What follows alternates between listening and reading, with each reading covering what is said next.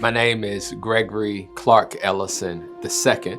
I do wear multiple hats at Emory and beyond. At Candler School of Theology, I am an associate professor of transformative leadership and communal care. I must also add that I am an Emory alum. I graduated from the college in 1999. I also am the executive director, founder, and I'd like to say chief innovative officer of Fearless Dialogues, and I'm sure we'll talk more about that.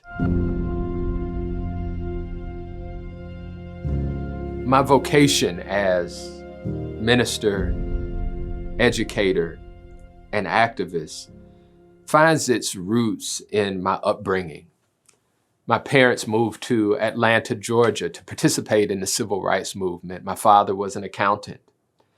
And the way that he uniquely served the movement was by keeping the books of many of the iconic leaders in the civil rights movement. My mother is an educator. 3 decades she worked in the Atlanta public school system with special education students. And what she did in her role was to advocate for young people who she felt were not receiving the kind of dignity and level of education that they should be receiving throughout the system. And so my parents provided for me a framework to contribute to building community in ways that might not fit the ordinary framework of activism.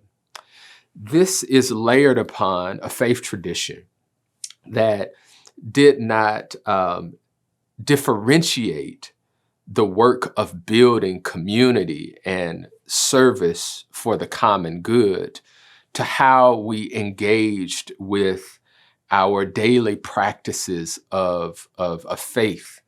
And so I was raised in what I call an activist church. Reverend Joseph Eccles Lowry, who was one of the forerunners in the civil rights movement, right-hand man to Ralph David Abernathy and Andrew Young, and of course, Dr. King, and one of the presidents of the Southern Christian Leadership Conference was our pastor. And so in his congregation, I saw modeled before me, what does it mean to advocate for those who may be marginalized and feel as if their backs are against a wall, and to layer that upon a faith tradition that really seeks to find liberatory moments to help people engage not only the world with their head, but also with their heart. And this stream of a liberatory faith and unconventional forms of activism moves with me into the classroom as I teach students courses about transformative leadership. And I teach a course called Caring with Marginalized Populations, where about a third of that course is off campus. And we actually move and walk and learn from members of the Atlanta community. So on one day, we will be in the Fulton County Courthouse, and we'll see scores of men being processed through the criminal justice system. And we'll read a book on mass incarceration, and then that afternoon talk to the judge. The following day, we'll go to Johns Creek, which is one of the wealthiest zip codes in the state of Georgia, and we'll talk to a pastor there. And students are forced to wrestle with, why do they feel more comfortable in caring for people who they perceive as having lesser means than them, than persons of wealth?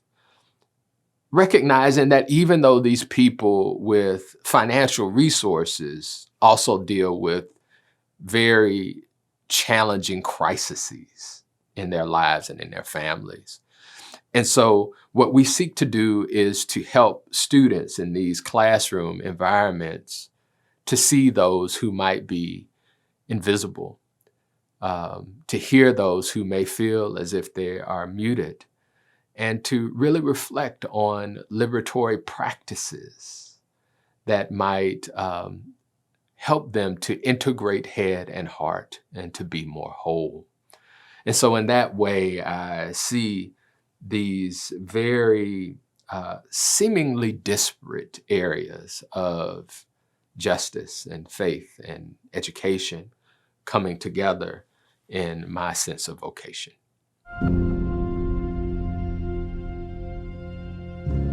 Fearless Dialogues actually started here on the campus of Emory University in response to a communal call. My first book, Cut Dead But Still Alive, which looks at the lives of African-American young men who feel unseen and unheard, and thinks about how those feelings of being muted and invisible impacts their sense of selfhood, how they conceive of their future, and how they relate to each other. That book came out a few weeks before the Zimmerman verdict. And so not seeking to create an organization, I was on an NPR station invited by folks here at Emory to have a conversation about how we could support young people in the African-American community in light of this trauma. And I just extemporaneously said, if you want to have a good conversation about how to support young people, come to Emory. And I said, if you are choosing to march to the state capitol this weekend with your Skittles and your iced tea, it's the right thing to do. But if you want to have a talk about it, let's come to Emory. And when the nearly 400 people arrived on Emory's campus, there were, mothers and children and high school students and politicians, and nurses came from the hospital, and there were students from the nursing school and the med school and the business school, and of course Candler School of Theology. And we had this robust conversation. There was live music and there was art, and there was this really engaging interaction between these unlikely partners. And then when we finished about an hour later, people didn't leave. They wanted to continue the conversation. Little did I know on that day that this work would continue to build momentum, and it would expand beyond looking specifically at the lives of young people, and we would help communities to forge and create these spaces for unlikely partners to have hard conversations, and to think about how we might shift the culture of a school, how we might work with these large conglomerates, these large corporations, to think through a merger, how we might provide professional development skills for C-suite executives in training.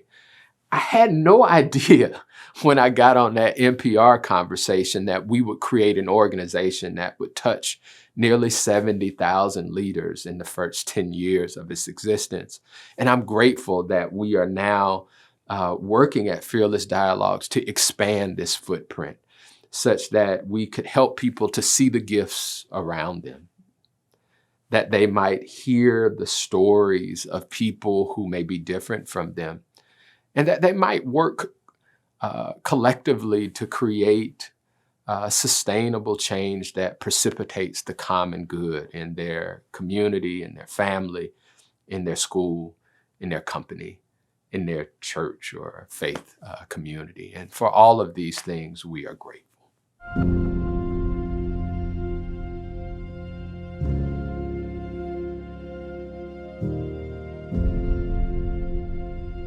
With a name like Fearless Dialogues, it may come as no surprise that our organization is invited timelessly into spaces to help people think about the political divisiveness in our country, the racial trauma that we've endured, even the challenges that have evolved as a result of our global pandemic. And one of the things that I've learned in gathering leaders of all ages and backgrounds is that we really need to work on our capacity to see and hear each other. One thing that inevitably shuts down a conversation is an inability to empathize,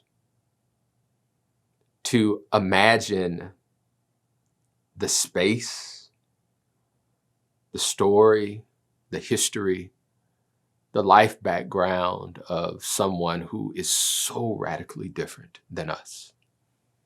One of my teachers and intellectual mentors is the great Howard Washington Thurman. And Thurman says to us, and I teach this often in my class, that there is a taxonomy of hate. And the first stage of hatred is contact without fellowship. That we share a common space, but we have no interaction, no meaningful encounter with each other. Contact without fellowship, according to Thurman, leads to cold relationships. Cold relationships lack sympathetic regard. So if something happens to my brother Shiban and we have no fellowship with each other, I have little regard for his life and his well-being. And with that lack of regard, and that is rooted in a cold relationship, if that continues over time, I can actively do ill will towards him. I could think poorly of him. I could see someone in his space or his community hurt, and I have no sense of empathy for him. That is an active form of ill will, and for Thurman, that is hatred. The inverse is possible. Love begins when we find ways to create contact with fellowship. When we extend hospitality to the stranger, it creates a warm relationship. Warm relationships build empathy. Empathy allows us to move into spaces of goodwill. At Fearless Dialogues and in my classrooms here at Emory, we start with that groundwork of how do we create a space of radical hospitality where individuals who may be different can engage in fellowship with each other and create conversational spaces where we may learn to understand each other, even if we don't agree. So how does this relate to George Floyd and Breonna Taylor and our political conundrum that we are in as we move towards the 2024 election? My question is, do we have the capacity to understand, to do the work of building spaces for unlikely partners to be in fellowship with each other, such that we can, even from ground one, break down the process that would lead us to hatred and division? As crazy as it seems, I am hopeful that we can do this work.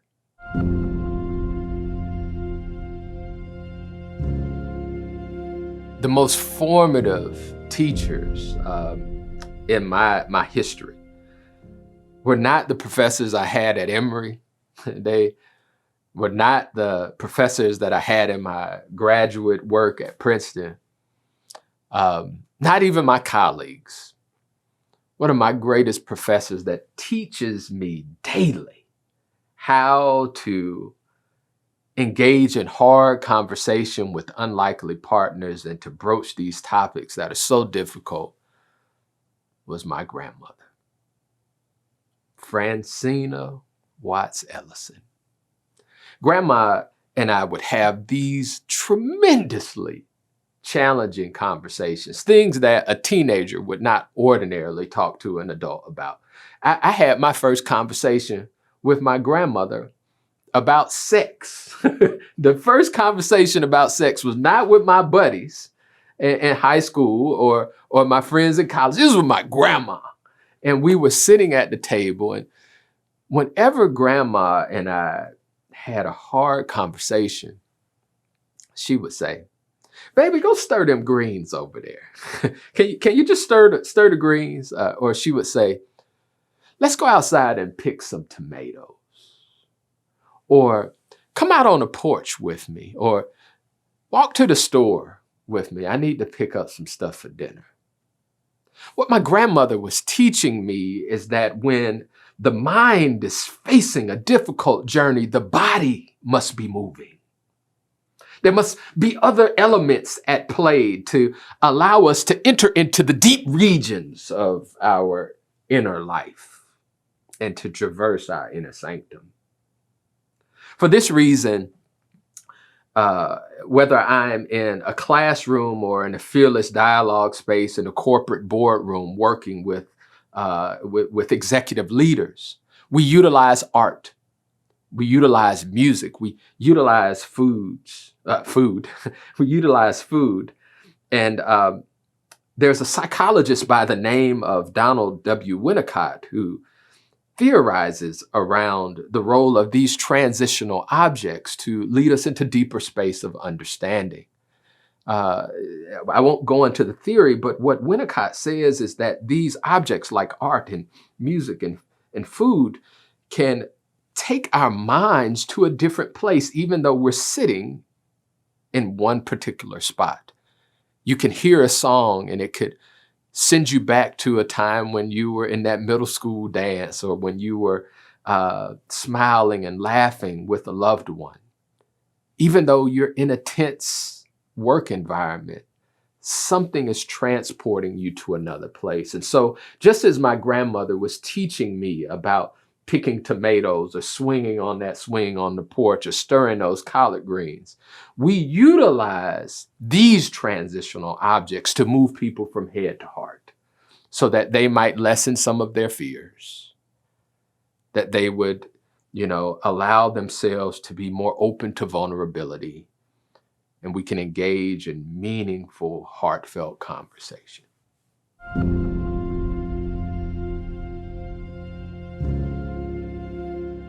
The 3 feet challenge.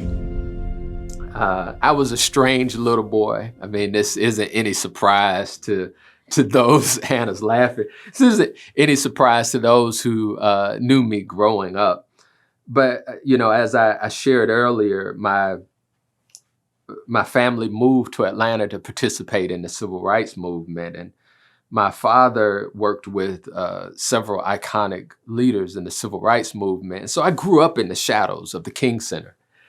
And I must have been in elementary school, 7 or 8 years old. And I was sitting on the porch talking to my Aunt Dottie. And I said, "Aunt Dottie," just full of the King spirit, "Aunt Dottie, what can I do to change the world?" And my Aunt Dottie said, "Baby, I don't know what you could do to change the world, but you can change the 3 feet around you. If I stretch out my arm, that's about 3 feet."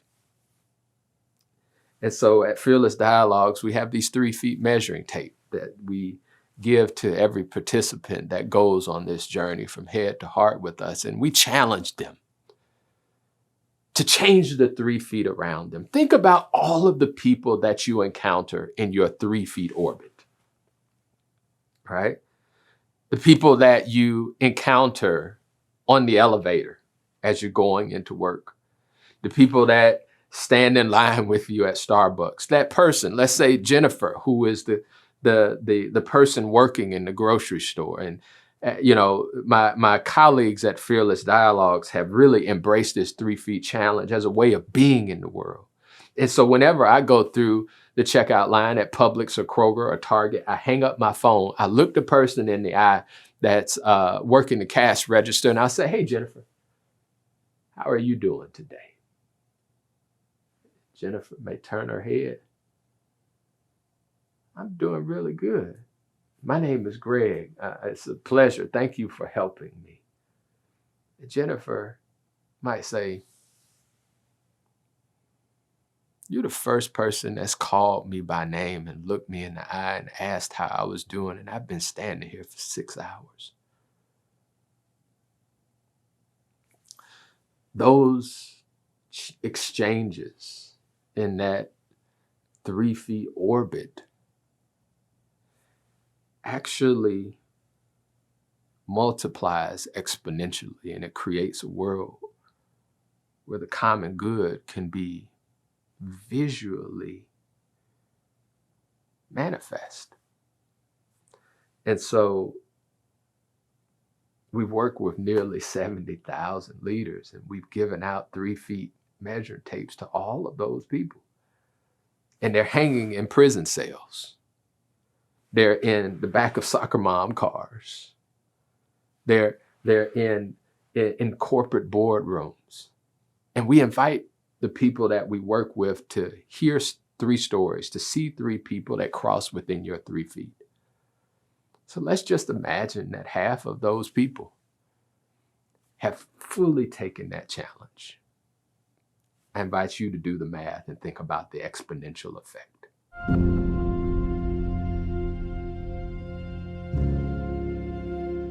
My grandfather used to say,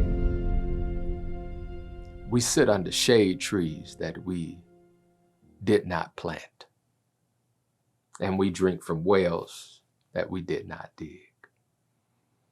And then he would go on to say, "Greg, somebody sacrificed so that you could be here." And so in that same sense of passing it forward, you must have your shovel to dig wells and your seeds to plant trees for the generations that are yet to come. I'm most encouraged by the activism of students and young adults who are unapologetically allowing their voices to be heard in any number of ways. I'm encouraged by how my children are not as off put by polarities that their parents and their grandparents see as normative. I'm encouraged by students who are more intentional about doing work that creates common good and serves the planet and builds community than they are about punching a clock for 30 years. I see this vocational attunement in the students that I teach who are willing to sacrifice high-paying jobs to do work that benefits communities that may be pushed to the margins. I'm encouraged by students on Emory's campus and beyond who utilize social media in productive ways, not to